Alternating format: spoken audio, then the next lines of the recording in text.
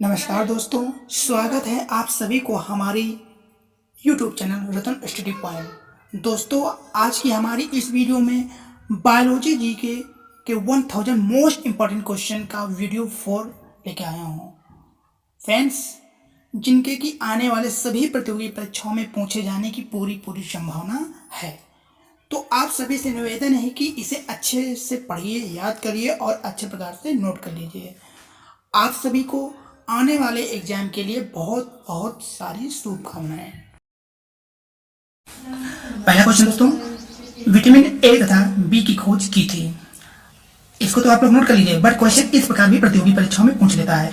Vitamin A की खोज किसने किया था और विटामिन बी की खोज किसने किया था?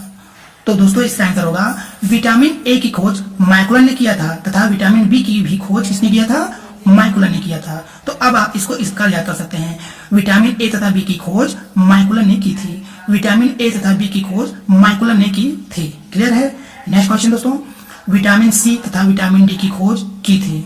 अब प्रतियोगी परीक्षाओं में इस प्रकार भी क्वेश्चन पूछ सकता है। आप लोग अलग अलग क्वेश्चन को नोट करते जाइए जिसमें बोल रहा हूँ। विटामिन सी की खोज किसने किया था और विटामिन डी की खोज किसने किया था? तो दोस्तों आपका जवाब, आपका उत्तर होगा विटामिन सी की खोज हॉलकट ने किया था। किसने किया था दोस्तों? हॉलकट। और विटामिन डी की खोज हॉपकिंस ने किया था। किसने किया था दोस्तों? हॉपकिंस। इस प्रकार इसका आंसर हम लोग इस प्रकार पढ़ सकते हैं, विटामिन सी तथा विटामिन डी की खोज हॉलकट एवं हॉपकिंस ने की थी। क्लियर है? विटामिन सी की खोज हॉलकट ने की थी और विटामिन डी की खोज हॉपकिंस ने किया था। क्लियर है? नेक्स्ट क्वेश्चन, जल में घुलनशील विटामिन है। जल में घुलनशील विटामिन है। तो दोस्तों आपका जवाब, आपका उत्तर होगा बी और सी। विटामिन बी और सी जल में घुलनशील विटामिन है। विटामिन बी और सी जल में घुलनशील विटामिन है। क्लियर है? नेक्स्ट क्वेश्चन दोस्तों, वसा में घुलनशील विटामिन है। वसा में घुलनशील विटामिन, यहाँ पे देखिए जल में घुलनशील विटामिन बी और सी और वसा में घुलनशील विटामिन कौन सा है? तो दोस्तों आपका जवाब, आपका उत्तर होगा ए, डी, ई और के। वसा में घुलनशील विटामिन क्रमशः ए, डी, ई, के। क्लियर है? नेक्स्ट क्वेश्चन दोस्तों, शरीर में जल का भार होता है। शरीर में जल का भार क्रमशः कितना होता है? तो दोस्तों आपका जवाब, आपका उत्तर होगा 65 से 80%। शरीर में जल का भार 65 से 80% होता है, 65 से 80% होता है। क्लियर है? नेक्स्ट क्वेश्चन दोस्तों, एक स्वस्थ मनुष्य को प्रतिदिन पानी पीना चाहिए। ये ऐसे क्वेश्चन पूछ ले, एक स्वस्थ मनुष्य को प्रतिदिन पानी कितना पीना चाहिए? तो दोस्तों आपका जवाब, आपका उत्तर होगा 4 से 5 लीटर। एक स्वस्थ मनुष्य को प्रतिदिन 4 से 5 लीटर पानी पीना चाहिए। क्लियर है? नेक्स्ट क्वेश्चन दोस्तों, हड्डियों और दांतों को स्वस्थ रखने में सहायक अकार्बनिक पदार्थ कौन से है? हड्डियों और दांतों को स्वस्थ रखने में सहायक अकार्बनिक पदार्थ कौन से है? तो दोस्तों आपका जवाब, आपका उत्तर होगा फ्लोरीन। हड्डियों और दांतों को स्वस्थ रखने में सहायक अकार्बनिक पदार्थ फ्लोरीन है। फ्लोरीन है। क्लियर है? नेक्स्ट क्वेश्चन दोस्तों, अस्थियों एवं दांतों के निर्माण में सहायक होता है। अस्थियों एवं दांतों के निर्माण में कौन सहायक होता है? ऐसे भी क्वेश्चन पूछ लेगा। तो दोस्तों आपका जवाब, आपका उत्तर होगा कैल्शियम तथा फास्फोरस। देखिए प्रतियोगी परीक्षाओं में 2 प्रकार से ऑप्शन दे सकता है, अस्थियों एवं दांतों के निर्माण में कैल्शियम सहायक होता है, या ऐसे भी, इसको भी नोट कर लीजिए, अस्थियों एवं दांतों के निर्माण में फास्फोरस सहायक होता है। कौन सहायक होता है दोस्तों? फास्फोरस या फिर कैल्शियम। क्लियर है? नेक्स्ट क्वेश्चन दोस्तों, रक्त में हीमोग्लोबिन बनाने में सहायता करता है। ये ऐसे क्वेश्चन पूछ लेगा दोस्तों, रक्त में हीमोग्लोबिन बनाने में कौन सहायता करता है? तो दोस्तों आपका जवाब, आपका उत्तर होगा लोहा। लोहा जो है रक्त में हीमोग्लोबिन बनाने में सहायता करता है। क्लियर है? नेक्स्ट क्वेश्चन दोस्तों, लोहा की कमी से होने वाला रोग क्या है? लोहा की कमी से होने वाला रोग क्या है? तो दोस्तों आपका जवाब, आपका उत्तर होगा एनीमिया, या फिर इसको हम लोग अरक्तता बोलते हैं, लेकिन एनीमिया आप लोग अच्छे प्रकार से याद कर लीजिए। लोहा की कमी से होने वाला रोग एनीमिया रोग है या फिर अरक्तता रोग है। क्लियर है? नेक्स्ट क्वेश्चन दोस्तों, आयोडीन की कमी से होने वाला रोग क्या है? आयोडीन की कमी से होने वाला रोग क्या कहलाता है? तो दोस्तों आपका जवाब, आपका उत्तर होगा घेंघा रोग। आयोडीन की कमी से होने वाला रोग क्या कहलाता है? तो इसका आंसर होगा दोस्तों घेंघा रोग, या फिर इस प्रकार भी पूछ सकता है, आयोडीन की कमी से होने वाला रोग क्या कहलाता है? तो एक और आंसर होता है, वो होता है ग्वाइटर। तो देखिए इस प्रश्न का दो ऑप्शन आ सकता है, घेंगा रोग तो होता ही है, अगर घेंगा रोग नहीं होगा तो ग्वाइटर होगा। तो आप लोग दोनों याद कर लीजिए, आयोडीन की कमी से होने वाला रोग ग्वाइटर तथा घेंगा रोग होता है। आयोडीन की कमी से होने वाला रोग ग्वाइटर या फिर घेंगा रोग होता है। क्लियर है? नेक्स्ट क्वेश्चन दोस्तों, विटामिन ए का रासायनिक नाम है। विटामिन ए का रासायनिक नाम क्या है? ऐसे भी आ सकता है। तो दोस्तों आपका जवाब, आपका उत्तर होगा रेटिनॉल। विटामिन ए का रासायनिक नाम रेटिनॉल है। क्लियर है? अच्छा ये बताइए विटामिन ए का स्रोत क्या है? तो दोस्तों इसको भी आप लोग लिख लीजिए, विटामिन ए का स्रोत अंडा है, गाजर है, दूध है इत्यादि। क्लियर है? नेक्स्ट क्वेश्चन दोस्तों, विटामिन ए की कमी से होने वाला रोग कौन सा कहलाता है? विटामिन ए की कमी से होने वाला रोग क्या कहलाता है? तो दोस्तों आपका जवाब, आपका उत्तर होगा रतौंधी। विटामिन ए की कमी से होने वाला रोग रतौंधी है। विटामिन ए की कमी से होने वाला रोग रतौंधी है। क्लियर है? नेक्स्ट क्वेश्चन दोस्तों, बेरी बेरी। बेरी बेरी नाम रोग होता है। बेरी बेरी नाम रोग होता है किस विटामिन से? ऐसे भी क्वेश्चन आ जाएगा। बेरी बेरी नामक रोग होता है किस विटामिन से? तो दोस्तों आपका जवाब, आपका उत्तर होगा विटामिन बी की कमी से। विटामिन बी की कमी से बेरी बेरी नामक रोग होता है। विटामिन बी की कमी से बेरी बेरी रोग होता है। विटामिन बी की कमी से बेरी बेरी रोग होता है। क्लियर है? नेक्स्ट क्वेश्चन है दोस्तों, विटामिन बी का रासायनिक नाम है। विटामिन बी का रासायनिक नाम क्या कहलाता है? तो दोस्तों आपका जवाब, आपका उत्तर होगा थायमीन। विटामिन बी का रासायनिक नाम थायमीन है। क्लियर है? अच्छा ये भी क्वेश्चन आ सकता है, विटामिन बी का स्रोत क्या है? तो दोस्तों आपका जवाब, आपका उत्तर होगा खमीर, मांस, अंडा इत्यादि। क्लियर है? विटामिन सी का रासायनिक नाम है, या फिर ऐसे क्वेश्चन आ जाएगा दोस्तों, विटामिन सी का रासायनिक नाम क्या है? तो दोस्तों आपका जवाब, आपका उत्तर होगा एस्कॉर्बिक एसिड। विटामिन सी का रासायनिक नाम एस्कॉर्बिक एसिड होता है। अब देखिए इस पे एक क्वेश्चन और पूछ लेगा, विटामिन सी का स्रोत क्या है? विटामिन सी का स्रोत क्या है? तो दोस्तों आपका जवाब, आपका उत्तर होगा आंवला है, नींबू है, संतरा, यानी कि जितने भी खट्टे पदार्थ हैं वे उसमें विटामिन सी का स्रोत होता है। तो इस क्वेश्चन में देखिए विटामिन सी का रासायनिक और इसका स्रोत क्या है? तो विटामिन सी का रासायनिक नाम होता है एस्कॉर्बिक एसिड और इसका मुख्य स्रोत है आंवला है, नींबू है, संतरा है। क्लियर है? नेक्स्ट क्वेश्चन दोस्तों, विटामिन सी की कमी से होने वाला रोग है, या ऐसे आएगा क्वेश्चन, विटामिन सी की कमी से होने वाला रोग कौन सा है? तो दोस्तों आपका जवाब, आपका उत्तर होगा स्कर्वी रोग। विटामिन सी की कमी से होने वाला रोग स्कर्वी रोग। विटामिन सी की कमी से होने वाला रोग कौन सा है? स्कर्वी रोग। क्लियर है? नेक्स्ट क्वेश्चन है दोस्तों, विटामिन डी का रासायनिक नाम है। विटामिन डी का रासायनिक नाम क्या है? तो दोस्तों आपका जवाब, आपका उत्तर होगा कैल्सीफेरॉल। विटामिन डी का रासायनिक नाम कैल्सीफेरॉल होता है। विटामिन डी का रासायनिक नाम कैल्सीफेरॉल है। अब एक क्वेश्चन यहाँ पे और बनेगा, इसको भी आप लोग नोट कर लीजिए, विटामिन डी का स्रोत मुख्यतः कौन सा होता है? तो सबसे इंपॉर्टेंट जो विटामिन डी का स्रोत है वो है सूर्य की प्रकाश। विटामिन डी का स्रोत होता है सूर्य का प्रकाश। तो विटामिन डी का रासायनिक नाम कैल्सीफेरॉल है और इसका स्रोत सूर्य का प्रकाश होता है। ठीक है? नेक्स्ट क्वेश्चन दोस्तों, रिकेट्स यानी कि सूखा रोग। रिकेट्स को हम लोग सूखा रोग भी बोलते हैं। तो रिकेट्स नामक बीमारी होती है, सूखा रोग नामक बीमारी होती है। देखिए प्रतियोगी परीक्षा में दो प्रकार का क्वेश्चन बनेगा, रिकेट्स नामक बीमारी होती है या सूखा रोग नामक बीमारी किस विटामिन से होती है? तो दोस्तों आपका जवाब, आपका उत्तर होगा विटामिन डी की कमी से। विटामिन डी की कमी से रिकेट्स नामक रोग बीमारी होती है, या फिर विटामिन डी की कमी से सूखा रोग नामक बीमारी होती है। क्लियर है? नेक्स्ट क्वेश्चन है दोस्तों, जनन क्षमता में कमी तथा मांसपेशियां कमजोर हो जाती हैं। जनन क्षमता में कमी तथा मांसपेशियां कमजोर हो जाती हैं किस विटामिन की कमी से? तो दोस्तों आपका जवाब, आपका उत्तर होगा विटामिन ई की कमी के कारण। विटामिन ई की कमी के कारण जनन क्षमता में कमी तथा मांसपेशियां कमजोर हो जाती है। क्लियर है? नेक्स्ट क्वेश्चन है दोस्तों, विटामिन ई का रासायनिक नाम है, या फिर ऐसे क्वेश्चन पूछ लेगा, विटामिन ई का रासायनिक नाम क्या है? तो दोस्तों आपका जवाब, आपका उत्तर होगा टेकोफेरॉल। विटामिन ई का रासायनिक नाम टेकोफेरॉल होता है। विटामिन ई का रासायनिक नाम टेकोफेरॉल होता है, नोट कर लीजिए आप लोग। नेक्स्ट क्वेश्चन है दोस्तों, रक्त थक्का नहीं बनता है। रक्त का थक्का किस विटामिन से नहीं बनता है? तो दोस्तों आपका जवाब, आपका उत्तर होगा विटामिन के कारण। विटामिन के कारण रक्त का थक्का नहीं बनता है। विटामिन के कारण रक्त का थक्का नहीं बनता है। क्लियर है?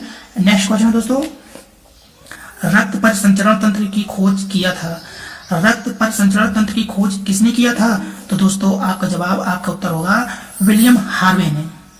रक्त पर संचरण तंत्र की खोज विलियम हार्वे ने सन 1928 ईस्वी में किया था।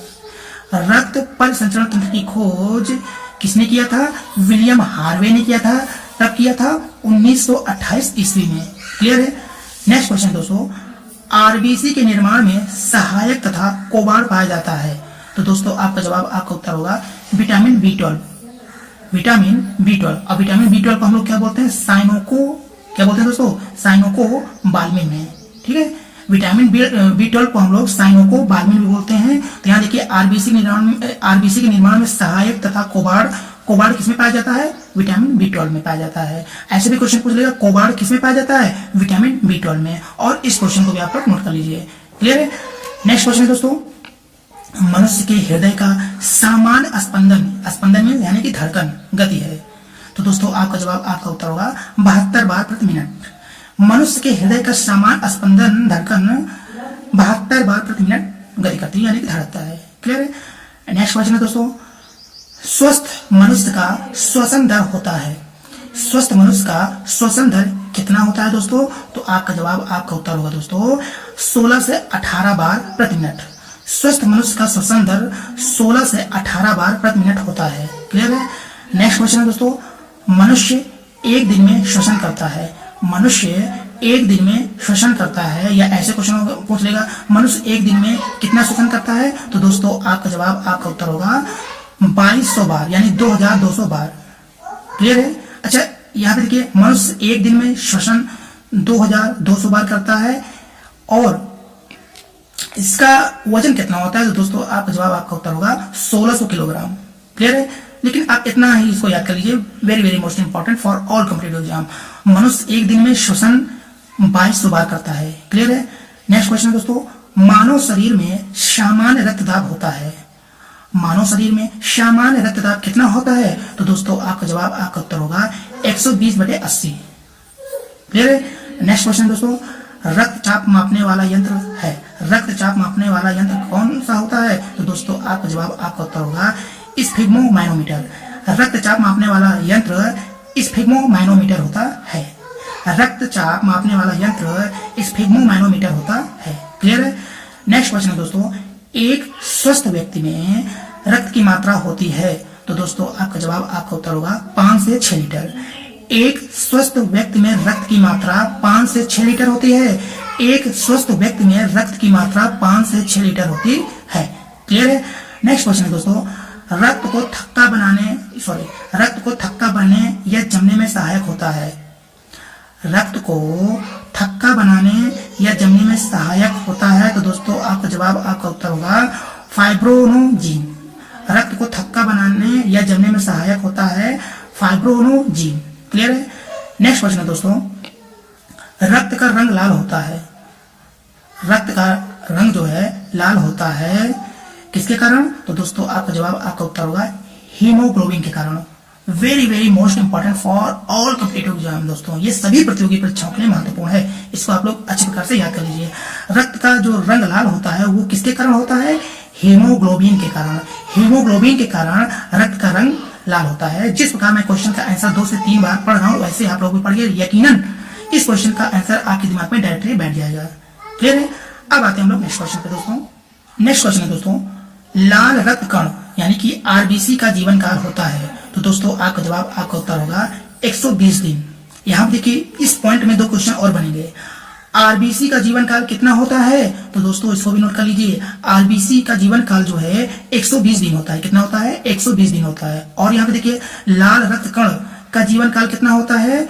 तब भी आपका आंसर क्या होगा दोस्तों? 120 दिन। तो देखिए प्रतियोगी परीक्षाओं में इतना ही पूछ लेगा, लाल रक्त कण, इसको नहीं देगा। लाल रक्त कण का जीवन काल 120 दिन होता है, या फिर इतना पूछ लेगा आरबीसी का जीवन काल कितना होता है? 120 दिन होता है। क्लियर है? नेक्स्ट क्वेश्चन दोस्तों, लाल रक्त कण का निर्माण कहाँ होता है? लाल रक्त कण का निर्माण कहाँ होता है दोस्तों? तो आपका जवाब, आपका उत्तर होगा अस्थि मज्जा में। लाल रक्त कण का निर्माण अस्थि मज्जा में होता है। क्लियर है? नेक्स्ट क्वेश्चन दोस्तों, श्वेत रक्त कण जिसको हम लोग WBC बोलते हैं, श्वेत रक्त कण यानी कि WBC का निर्माण होता है। तो दोस्तों आपका जवाब, आपका उत्तर होगा अस्थि मज्जा, लिम्फोनोड, यकृत एवं प्लीहा में। श्वेत रक्त कण का निर्माण जो है अस्थि मज्जा में होता है, लिम्फ नोड में भी होता है, यकृत एवं प्लीहा में होता है। इसको आप नोट कर लीजिए। नेक्स्ट क्वेश्चन है दोस्तों, श्वेत रक्त कण जिसको हम लोग ल्यूकोसाइट भी बोलते हैं, श्वेत रक्त कण यानी कि ल्यूकोसाइट का जीवन काल कितना होता है? तो दोस्तों आपका जवाब, आपका उत्तर होगा 1 से 4 दिन। श्वेत रक्त कण यानी कि ल्यूकोसाइट का जीवन काल 1 से 4 दिन होता है दोस्तों। क्लियर है? अब यहाँ पे देखिए, इस पॉइंट में भी 2 क्वेश्चन बनेगा। श्वेत रक्त कण का जीवन काल 1 से 4 दिन होता है और ल्यूकोसाइट का जीवन काल कितना होता है? तो ल्यूकोसाइट का जीवन काल 1 से 4 दिन होता है। क्लियर है? नेक्स्ट क्वेश्चन है दोस्तों, WBC का मुख्य कार्य है।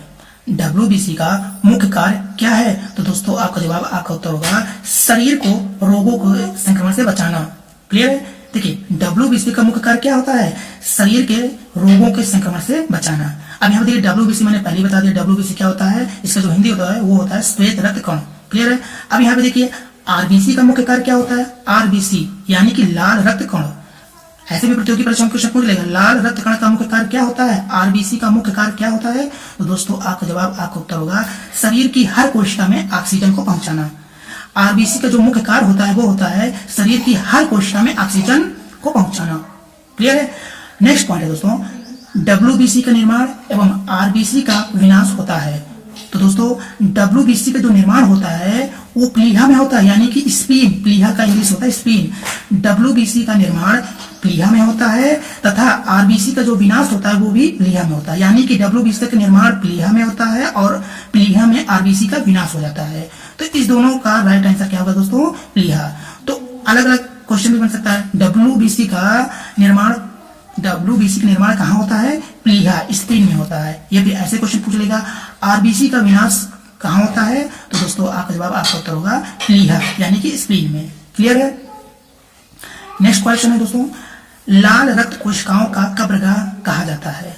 लाल रक्त कणिकाओं का कब्रगाह कहा जाता है। तो दोस्तों आपका जवाब, आपका उत्तर होगा प्लीहा यानी कि स्प्लीन। स्प्लीन, प्लीहा को लाल रक्त कणिकाओं का कब्रगाह कहा जाता है। क्लियर है? नेक्स्ट क्वेश्चन है दोस्तों, रक्त समूह की खोज की थी। रक्त समूह की खोज किसने की थी? तो दोस्तों आपका जवाब, आपका उत्तर होगा लैंड स्टीनर ने। रक्त समूह की खोज लैंड स्टीनर ने की थी। अच्छा ये बताइए, रक्त समूह की खोज लैंड स्टीनर ने की थी, कब की थी? तो इसको भी आप लोग नोट कर लीजिए, 1902 ईस्वी में। रक्त समूह की खोज लैंड स्टीनर ने 1902 ईस्वी में किया था। क्लियर है? नेक्स्ट पॉइंट दोस्तों, रक्त का पीएच मान होता है, या ऐसे क्वेश्चन पूछेगा रक्त का पीएच मान कितना होता है? तो दोस्तों आपका जवाब, आपका उत्तर होगा 7.4।